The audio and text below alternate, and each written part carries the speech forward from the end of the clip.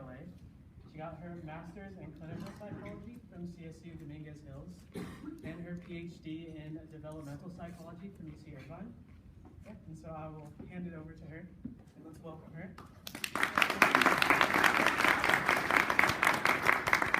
All right, I'm not going to use a microphone, so I hope, is this level okay for everyone?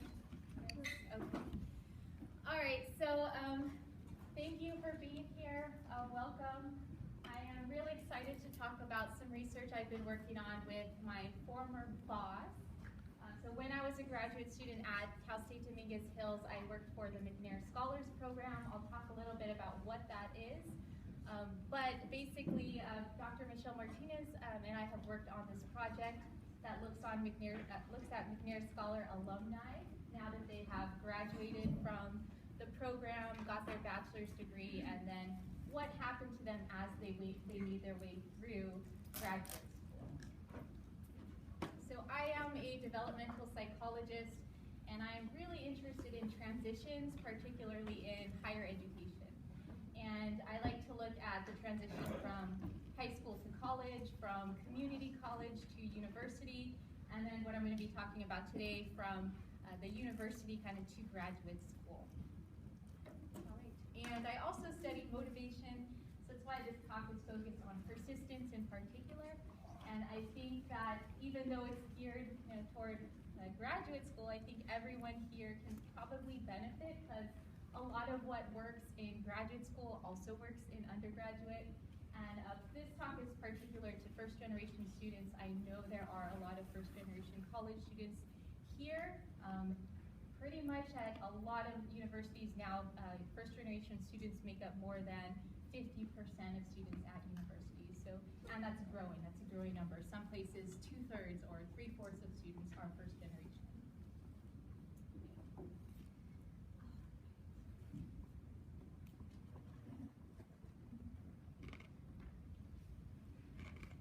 Okay, so I will start with some definitions. A first-generation college student is defined a lot of ways, but the way that I'm going to define it is looking at if you do have two parents that neither one of them has a bachelor's degree. So that means they could have had some college, they could even have an associate's degree, but they just don't have a bachelor's degree. If you only had one parent growing up or who was involved in your life, it would be looking at that parent's education level. Even though this talk is geared toward first-generation college students, I'm also going to be combining other types of students because of our specific population that I was working with. So I'll give you some more definitions. A low-income student is defined by the Department of Education as someone whose family's taxable income does not exceed 150% of the poverty level amount. So that amount changes year to year. These are the 2018 figures, so depending on how many members you have in your family, you can look up the different income levels here.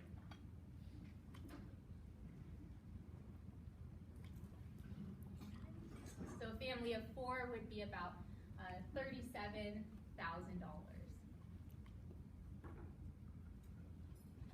All right, the third definition, and one of the other populations we're looking at today, this one also has a number of names associated with it. You might have heard of maybe an ethnic minority group or a minoritized group. Today I'm going to refer to it as a traditionally underrepresented student in academia. So I know that's a mouthful, but what it's basically looking at is throughout history in the academy, what are the groups that are traditionally represented? And these ones listed up here are the groups that have not been represented and still really are not represented in appropriate numbers. So we're looking at African American, Alaskan Native or American Indian, as well as Hispanic and Latino, and Pacific Islander. So also some of those terms you might not, they might not be your favorite terms. These are the terms that we use for the McNair Scholars Program requirements.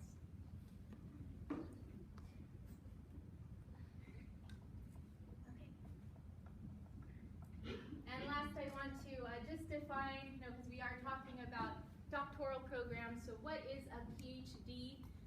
It doctorate of philosophy.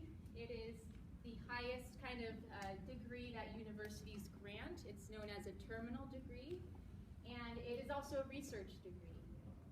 If we look at Americans in particular, about 1.5% of the population has a PhD, and that's actually not very great if we look especially at other countries.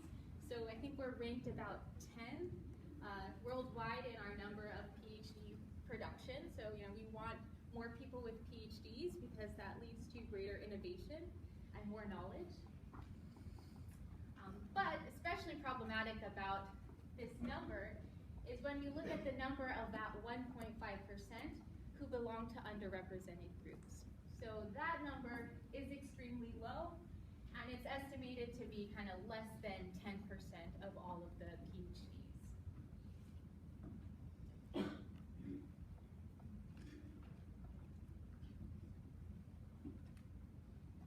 All right.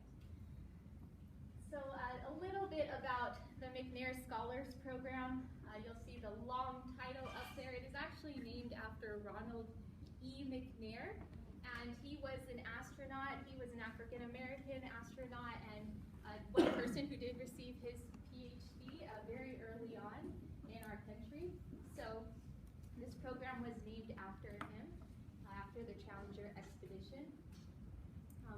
The purpose of this program is to help students who are first generation, low income, or underrepresented get into graduate school so that they can attain higher education degrees like the PhD.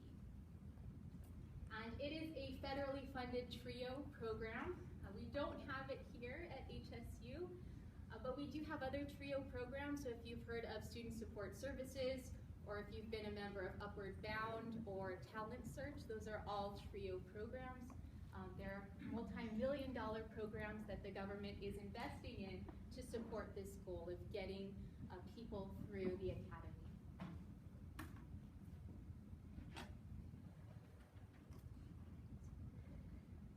So what the program requires is that usually you start it in your junior year of your undergraduate. It's a competitive program, so you apply to it. You have to have a minimum of a 3.0 GPA, and you have to want to go into graduate school and hopefully get a doctoral degree.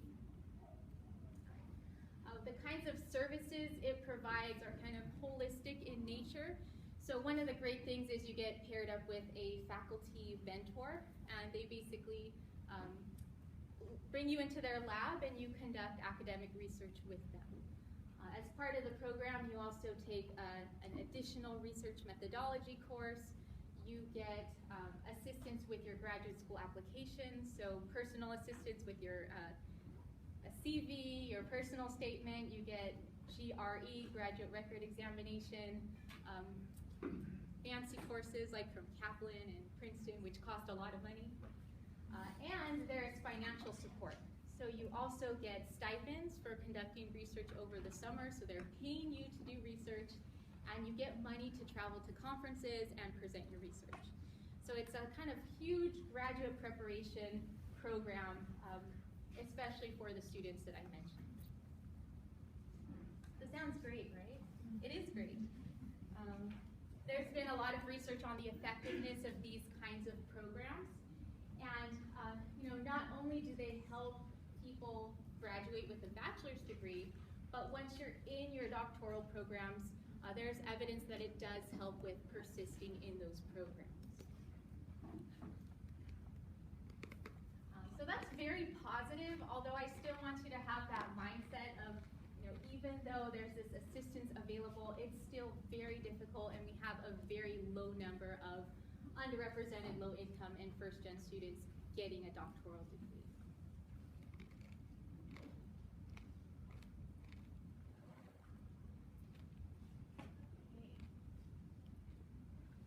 Also, I should have said, but I didn't say, if you do have any questions, I would be happy to answer them as we go along, so you don't have to wait till the end.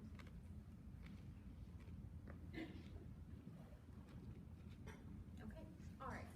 So based on that definition I gave on the first slide of what a first-generation college student is, probably many of you are identifying as that. And right, as you know, there are many obstacles, and these are some that apply to both undergraduate and graduate populations. We know that first-generation college students also tend to be low income or in financial need in some way. Okay, so these are some of the responsibilities that we see that are common in first-generation students. So one is because there is financial need, right? Likely you are working a job while you're in school.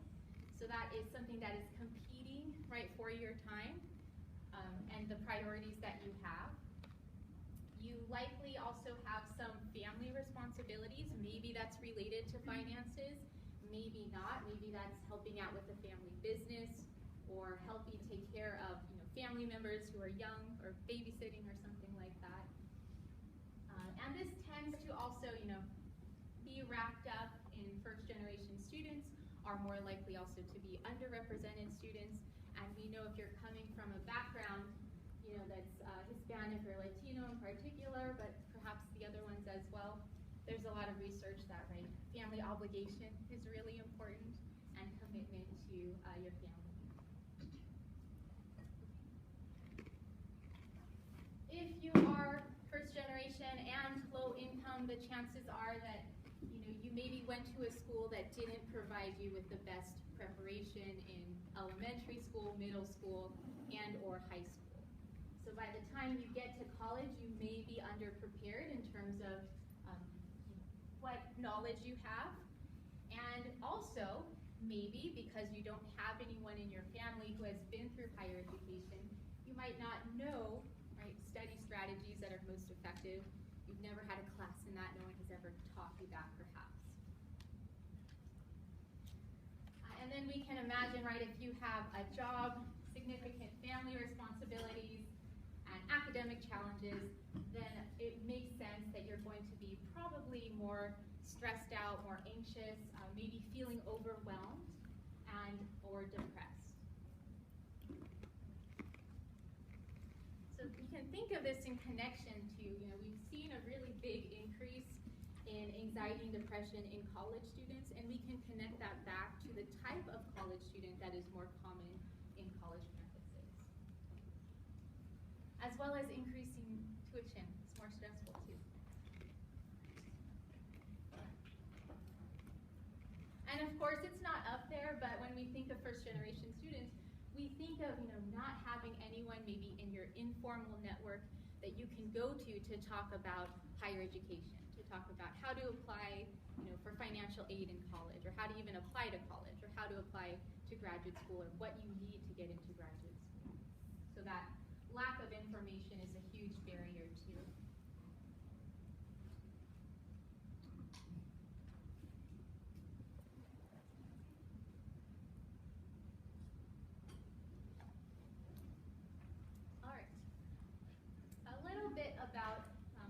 Research that has been done, especially on first-generation college students.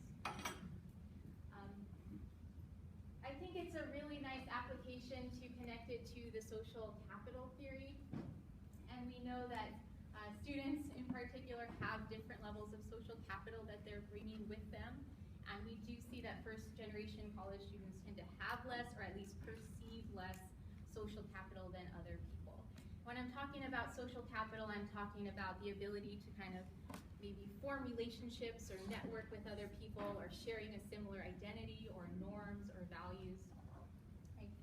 Perhaps it's related to this hidden curriculum or body of knowledge that you would have if your parents were in higher education.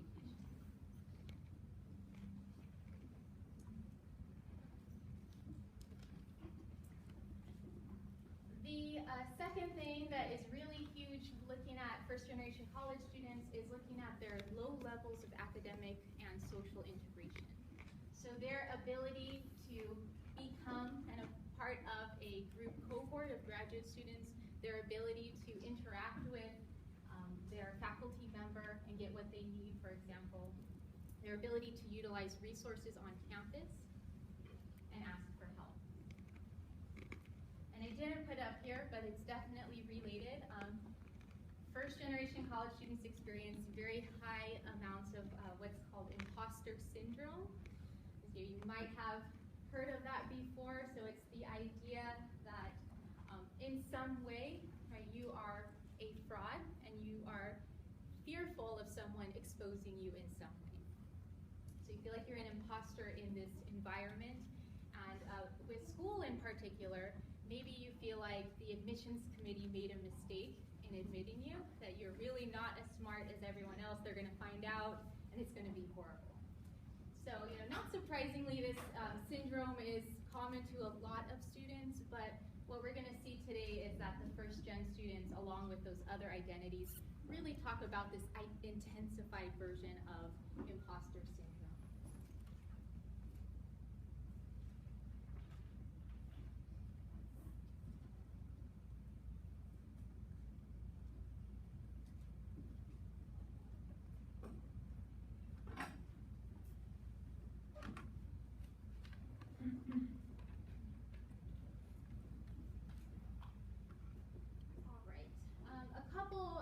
Specific studies looking at McNair scholars in particular, which is really exciting.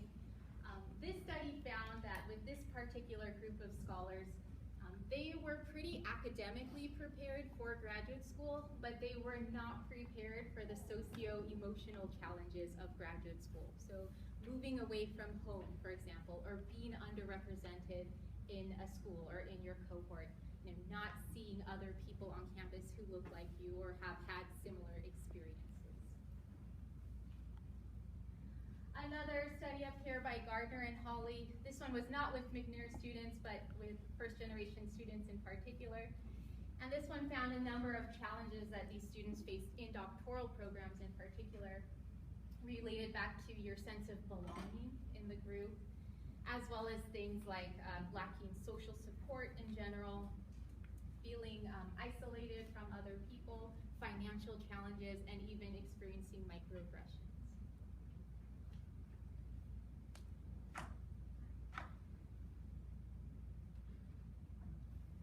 So there has been a good body of literature that looks at first-generation college students. I think that our population is definitely unique, and I think there needs to be more research on people who are first generation, as well as low income, as well as underrepresented, and how those multiple kind of identity statuses go together, and what impact they have. A lot of the research done on first gen students looks at them at a selective research institution, and that is very different than a comprehensive research institution, comprehensive state institution. All right. So what is a research institution? It used to be called an R1, if you're familiar with that, or a research activity, very high research activity. An example of one would be, I'm asking for participation. Yes. Hand? UC Davis? Yeah, the UC system, University of California, any of those 10 schools, UC Davis would be a good one. So their primary focus is on research. There's a lot of other elite institutions. You can think of some on the East Coast or in the Midwest as well. So, coming from that school and then going into a doctoral program is very different, because you are exposed to a lot of research as an undergraduate. And it's a different climate as well, different types of students attend. A comprehensive university is like a CSU school, so California State University, where teaching is the primary focus. And there are people who are doing research, and research is important, right? But it's not as vital to the tenure of the faculty there and the institution as a whole.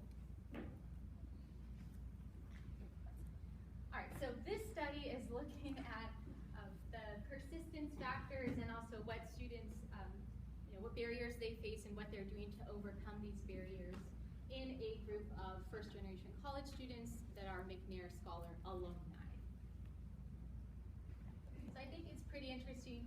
They have all of these challenges, but at the same time, they have all of this preparation that a lot of first-generation students don't have. So I thought it was a very interesting population to look at.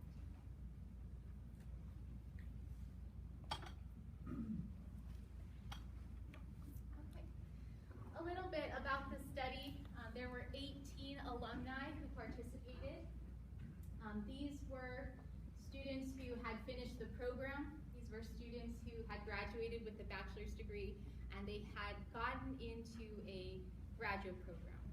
For many of them that participated, about 90%, it was a doctoral program. For the other 10%, it was a master's program. Maybe that was a bridge program into the doctorate, or they were going to apply to a PhD program later. So the demographics, we had all of them were first generation.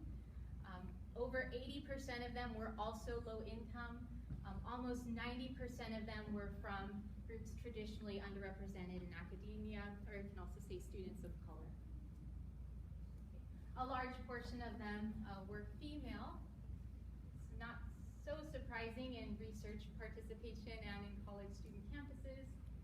And the mean age was about 27.6.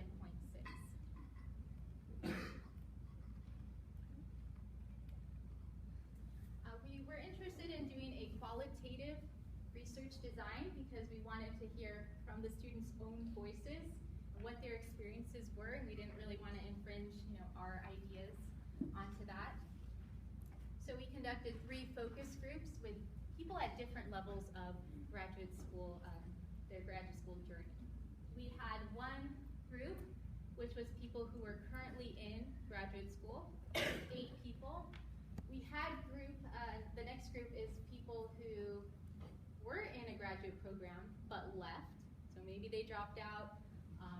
They may or may not have got their master's degree on the way, but they were not planning to go back at any time.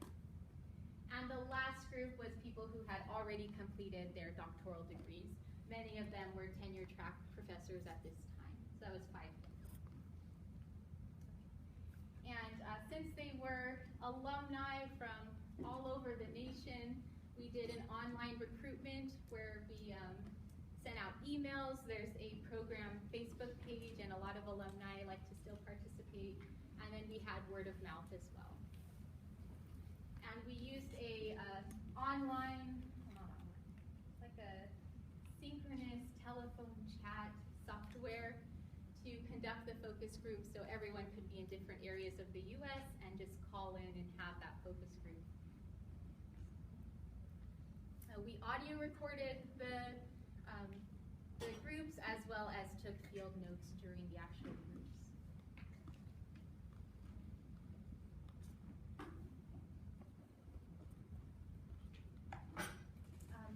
With the help of other McNair directors and other faculty, we created a interview questionnaire.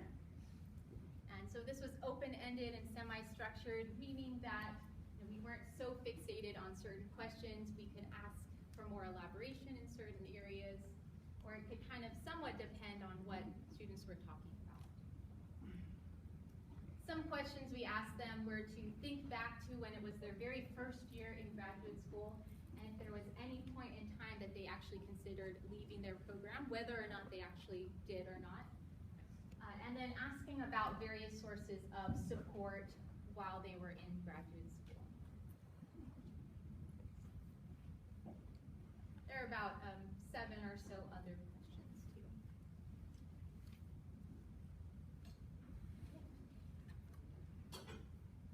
We don't, I think, have a lot of courses here on qualitative research and how to analyze that data, but the method that we used was the Kalasi method.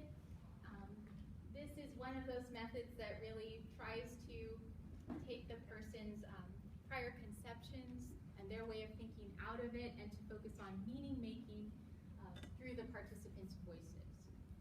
So I won't go through everything, but basically what you do is you look for excerpts or statements from students that are very meaningful. We define that as those that elicited more conversation or moved the conversation forward, or people had a lot to say about what someone said, or there was a lot of agreement.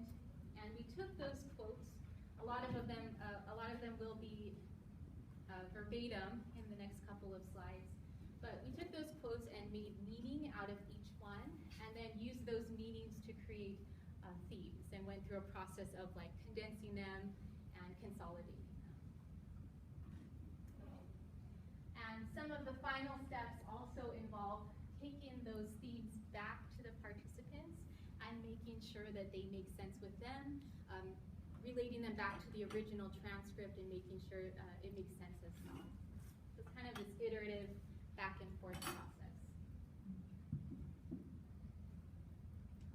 Okay, so what we came up with, right, to condense it all into a pretty little figure, there were 3 domains that came up in terms of challenges that students face. We looked at the academic domain, the social domain, and then funding. And then there was various sub-themes under the academic and the social.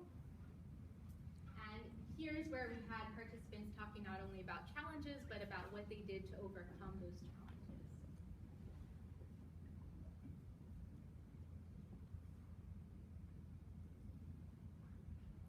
Okay, so I'm going to go over each one in particular, and then I'll show some illustrative quotes that came from the students. So in the academic domain, the very first sub-theme was academic preparation and support. So overwhelmingly, students said that obviously the transition to graduate school was a difficult one, but for the most part, they felt academically they could handle that difficulty level. A lot of them commented that they might have even been like academically superior to some other people in their cohort, you know, through looking at their qualifying exams or other measures. Some of them reported that they did have trouble with writing skills, but all of them said that that improved over time. So yes, it was academically demanding. Probably the most difficult thing for students was, even though they got maybe good grades, had a good GPA, did good on exams, they reported spending a lot more time and struggling a lot more to do this. So some reported that things just were moving so slowly for them. And a lot of them talked about this discrepancy, you know, from undergraduate, that now when you're in graduate school, it's all about these small seminars and discussions, and really struggled with how much effort you had to put in terms of reading and writing and preparing for these discussions. This was something that they were not necessarily prepared for. They didn't have that experience in undergraduate. There were definitely perceptions of less preparation, and a lot of this was looking at their other graduate cohort members. So they were with other students who were from elite research universities. They had high social capital, so maybe their parents were actually university professors, or they had other people in their family, you know, who were doctors or other kind of things that required higher education. Or they were just of higher socioeconomic status. So everyone could talk about, you know, what they did last summer, and they all went abroad, for example. So that was, you know, perceiving a very different environment, and often with less academic preparation. For example, students felt they were not exposed to maybe some philosophies or theories that people knew about when they came to graduate school.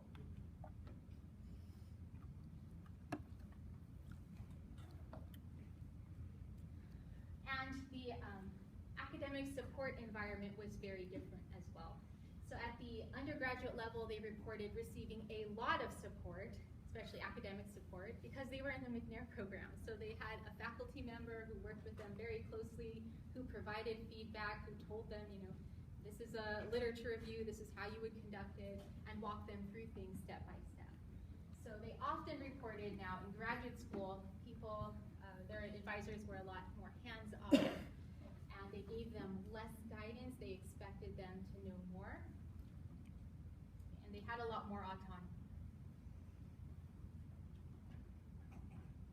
So it's just a difficult kind of transition for them.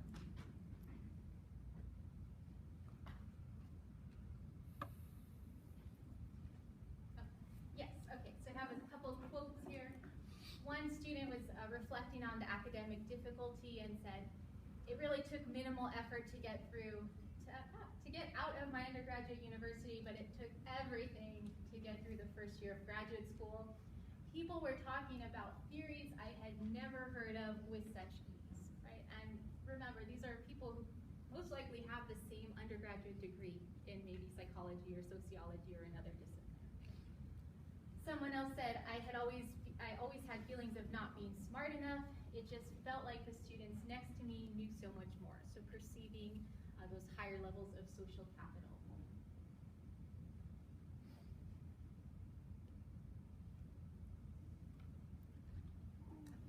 All right.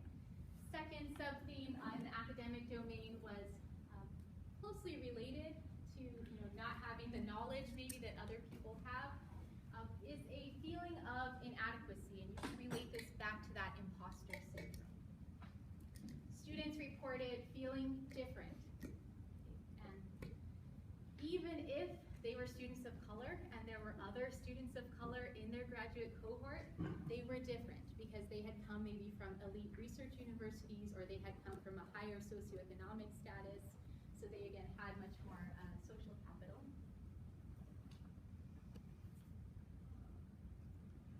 So a lot of students would say the quotes would be like, I felt so out of place, for example. And then it didn't help, not seeing anyone maybe like yourself in the students or the faculty.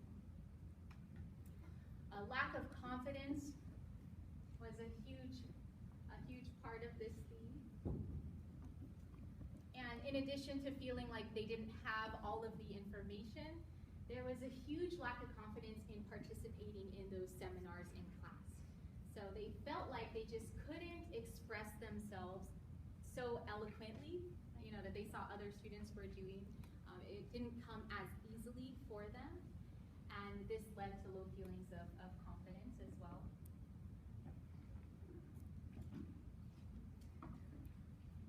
And the last thing they talked about was, having some self-sabotaging behaviors, having negative thoughts related to, I can't do this, I don't belong here.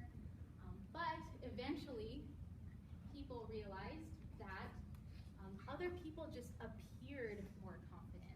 So it wasn't necessarily something different about them, but how they were feeling about themselves and projecting themselves. So they realized it was some sort of like a mental or mind game. And once they realized this, they could have self-affirming thoughts, right, or positive thoughts, replace those negative thoughts, and tell themselves, I got in for a reason, I am good enough, I am smart enough, and remind themselves of those positive characteristics.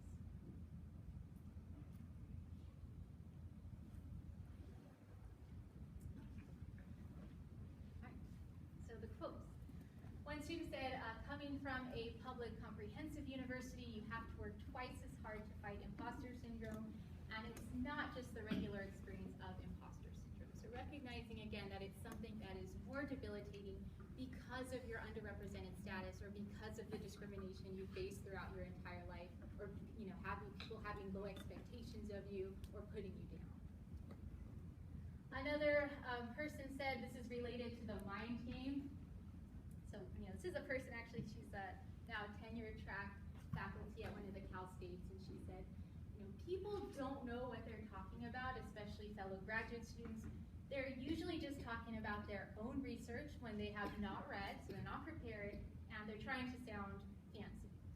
Underrepresented students often feel intimidated by the way their fellow students talk in class so eloquently about their field.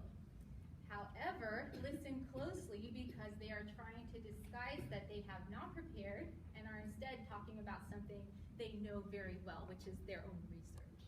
So that process of kind of slowly figuring it out, that other people, maybe don't know more than they do, but are more confident.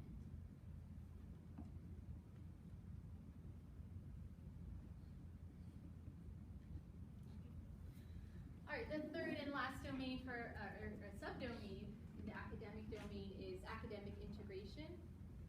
A lot of students, especially the ones who finish their PhDs, talked about just how important it was to have support from your graduate advisor, especially academic support. So you could go to this person, right, and talk about theories and talk about your research. And that's not something that everyone had.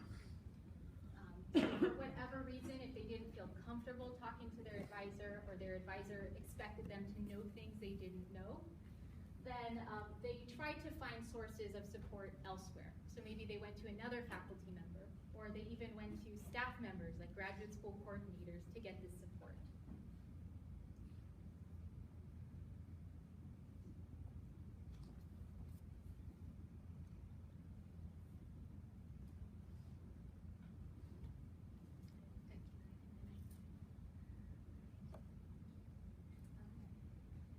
So,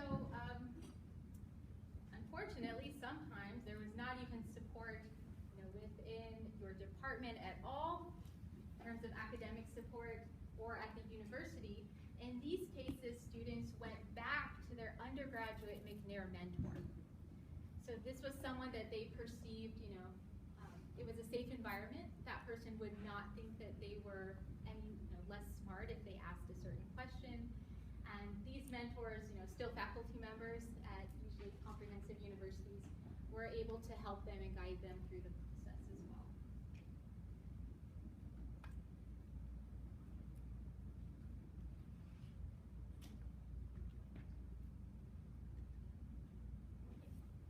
All right, so just showing the importance of the graduate advisor, someone said, without this crucial role of support, a student is really without support at all. And another student saying it's really a make it or break it element. Who suffered the most were students who had their advisor leave in some capacity. So sometimes advisors move to different institutions, or they go on sabbatical, and these students really had the hardest time forming like a committee and getting people to support them.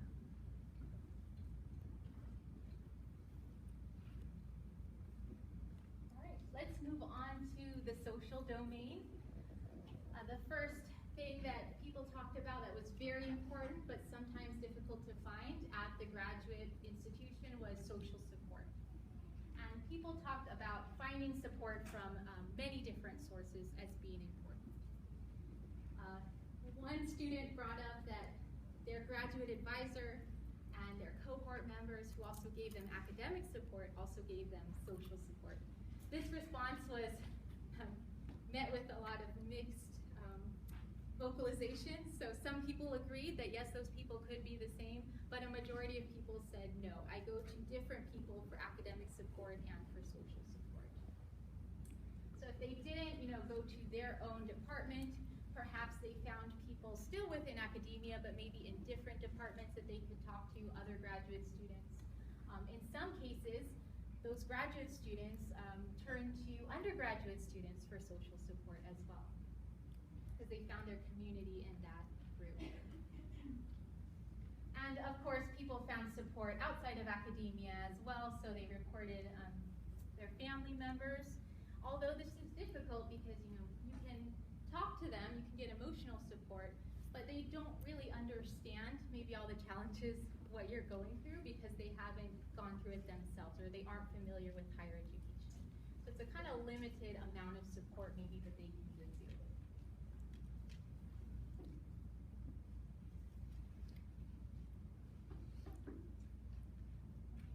All right, so here's some quotes. A student said she was a graduate student, and she said, my roommates were Chicanas who were undergraduates. They were a helpful source of social connection for me.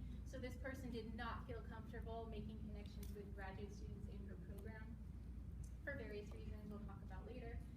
Another one said, graduate school just never felt like my home the way my undergraduate university did. And here, referring back to a more kind of communal, collaborative environment, family-like environment. And another student said, it's important to know how to find support programs for first-generation and underrepresented students. A lot of students reported that these programs were plentiful and easy to find as an undergraduate, but as a graduate student, it became more difficult to find these types of programs and support.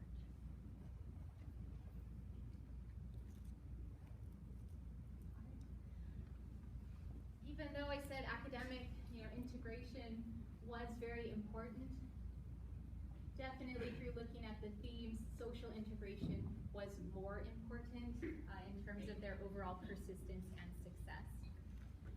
So unfortunately, these are some of the challenges that students faced. A lot of students faced some kind of hazing where students, would wait a period of time before they might offer support or help to other students. So they were testing them in some way as they started the program. Others reported a competitive environment where they thought that they could go to peers and they could help each other on projects, but it was not the case. And I'll have a quote on that one. There were a number of demographic differences that led to making it difficult to connect with other graduate students, both ways. So in one instance, there was a gentleman who worked in an industry for decades and was coming back to a PhD program and was really excited, right, to meet people who are professional and who had some experience and they can apply textbook to like real life. And actually when he got to graduate school, it was people who were very young. He said no one was over 26, no one had any job experience or like real life experience. So it was very much of a mismatch and a disappointment for him. On the other hand, there were also students who were extremely young. We had one 19-year-old who was the youngest who was ever admitted into her doctoral program. And for her, it's like, okay, all the graduate students went out afterward and went to a pub and socialized, and she wasn't even old enough to go. So that prevented some socializing experiences. Another student was commuting 100 miles to get to her graduate program. Had a husband, had 4 kids. So this didn't really allow her time to go out and have coffee or to socialize with other students. And the last one, looking at relationship building, kind of really understanding the importance of this was lacking in a lot of students, and social isolation was a huge topic that was brought up. Okay, here's some quotes about the competition in certain programs. Not every program is like this, and that's why it's important to do your research and ask a lot of questions. But someone said, everyone seemed really friendly and utopian at first. Everyone acted like they were going to support each other because they had research interests that were progressive. But the climate quickly changed and we were in direct competition with each other before long. Another person says, I now know that you cannot go into graduate school glossy-eyed. You must understand that graduate school is competitive and can be unfriendly. So you can't necessarily maybe trust people in your program. One student, they found out in this focus group, she received some additional funding for being a McNair scholar, and it was leaked, and people ostracized her and gave her hostility for it.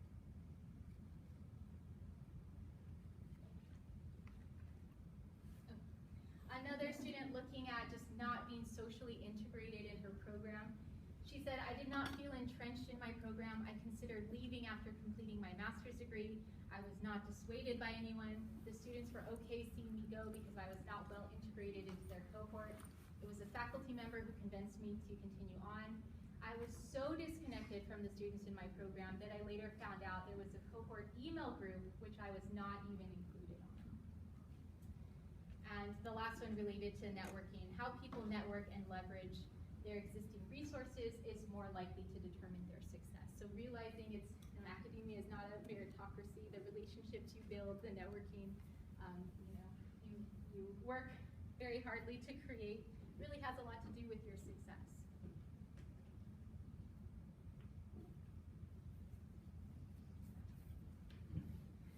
The last social domain is looking at the graduate school climate. And here were a lot of obstacles related to the backgrounds of people in our study.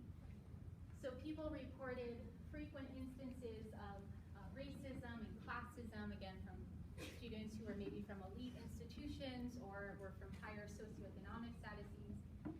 Frequent microaggressions, so they felt like when they contributed, their opinions were not valued, and they felt like they had to fight to kind of get their voice heard. Academic bullying, so again, not really valuing people's thoughts and their opinions.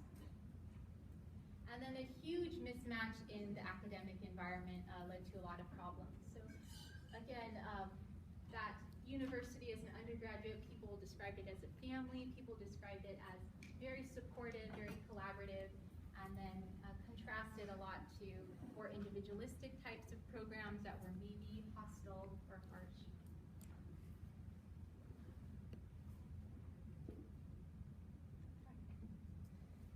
So a lot of these quotes are from students who did drop out of their programs, and you'll see kind of the severity of the things that they went through. So one person said, "For me, it's just not worth it to have to face inequality every day. I want to tackle race in academia issues, but there's this disparity that exists when students from urban campuses come to graduate school. Despite all the great components that help prepare them, dealing with people who have never experienced the challenges of disadvantaged K through 12 is frustrating on a daily basis. These other students are coming from prestigious undergraduate universities." So they aren't aware of the struggles kind of that people are going through and what most people are experiencing. Another student thought it was important for underrepresented students to understand how messed up the racism is that exists within the academy. And a lot of these students were actually in programs like in the humanities in particular, where they had a very dominant narrative, and they were doing something very different. They were trying to be more progressive in those programs. Here's a quote about the difference between environments. So this is looking at that more comprehensive collective environment. Many underrepresented students want to make a difference in college, and so they get involved in all these different types of leadership activities. However, once you're in graduate school, right, it really doesn't allow for those types of activities, at least on the same level, if at all. So this particular student talked about having an identity crisis because she was no longer able to be as active as she was before, and what that meant to herself.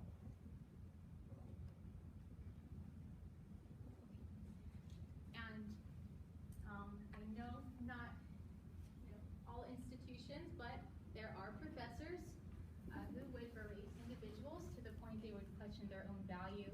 And for first-generation college students, this would become a self-fulfilling prophecy because they were already questioning themselves, right? They already felt like an imposter.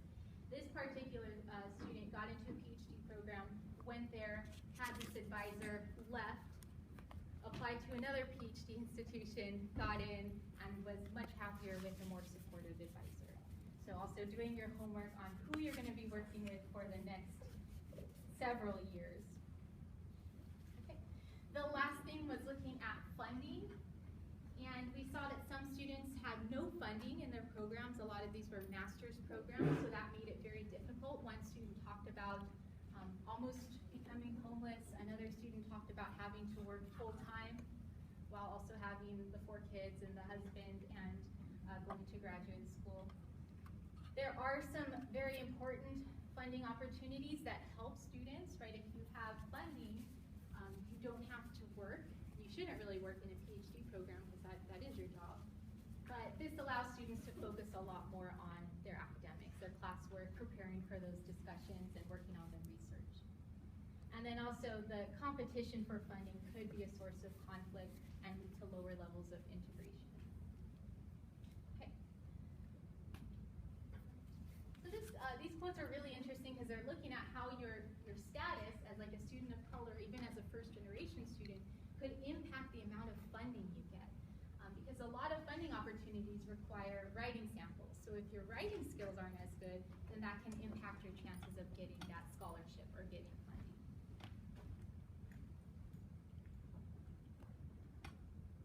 Okay. To compare all the focus groups, we did notice that the students who dropped out did report lower levels of academic and social integration and those heightened feelings of inadequacy or imposter syndrome. We submitted this manuscript, and in the manuscript we put all of the focus groups separate, but for today I just put them all together. Okay. All right, I'll wrap up just to say kind of the takeaway points is looking at that really important connection between your status, right, your socioeconomic status, your status as a first-generation college student, how that influences your feeling of belongingness and your confidence levels, and then how that influences your academic and social integration in your programs. it's often, right, these students that need the most help, but because people are devaluing them or because they don't feel welcome, they are not likely to seek the help that they need. And that's where we see a lot of problems. Okay. I'll stop there, but just to say thank you to Dr. Michelle Martinez and all the McNair alumni who participated, and for everyone, right, graduate students as well as undergraduates. Persistence is really important. I had a faculty member at UCI who said, they always tried among the faculty to predict who would make it and who wouldn't make it in the PhD program. And in the end, they could never predict it because it really depends, right, higher and higher in education, on non-cognitive factors. So things like motivation and things like persistence. Okay, I've taken up a lot of time. Thank you, but I hope some questions.